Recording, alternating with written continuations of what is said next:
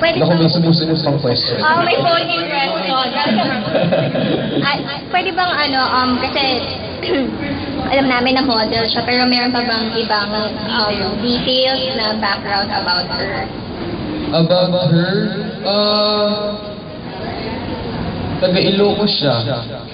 Ano pa ba? Tapos she's half British. Yun. Ito ba? Paano kayo nag-meet yan, Sean?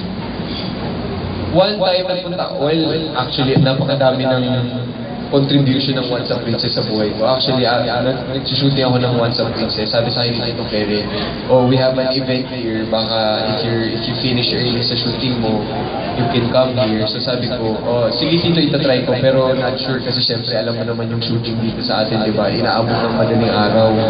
So, while shooting, bigla akong napack up ng maaga. Which rarely happens.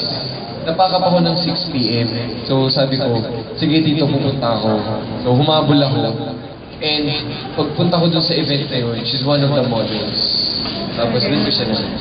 You mentioned a few interviews pa dati na hindi pa siya na-meet ng family mo and you haven't met her family. Ngayon, napakilala mo na ba? Oo, nung actually 2 months ago, sumama siya sa Sunday Mass, tapos kumain kami after. Tapos from then on, niyayaya na sila ni Mama at ni Papa. Oh, every Sunday papakainin ka namin kasi ang payat-payat mo. So yun, yun yung goal ni Mama at ni Papa. Pakainin siya ng pakainin ng sobra. Yung family niya, nakilala mo na rin. Oo, pero wala na kasi siya dati. So yung mom, Dito rin. ano siya, every time na magkasama kami, kapag available siya, sinasama.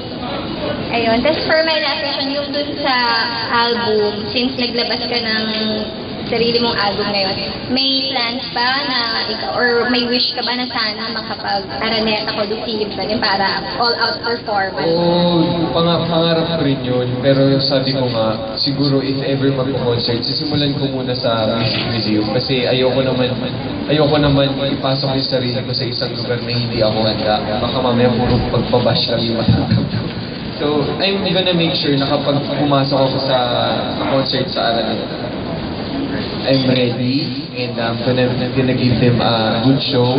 And when I say a good show, I can dance, I can sing, I can perform, and so I want it to be a very memorable. Again, yung inspiration ko is like Backstreet Boys, NSYNC. Every time they do a concert, it's really for the fans. It's really giving back to them na bumili kayo ng album ko, sinuportahan niyo ako simulat sa pool, bibigyan ko kayo ng sobrang gandang show. And ayoko lang yung makapag-concerts lang. Thank you. Tsaka gusto ko puno. Mapupuno yan, Chong.